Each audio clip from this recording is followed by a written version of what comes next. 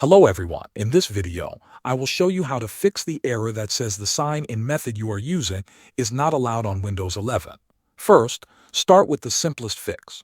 Restart your computer. Many times this error happens because of a temporary glitch in the system. Click on the power icon on the login screen and choose Restart. After the system boots again, try signing in the same way. If the issue is still there, the problem might be related to your account or sign-in method. If you are using a Microsoft account, try switching to a different sign-in option.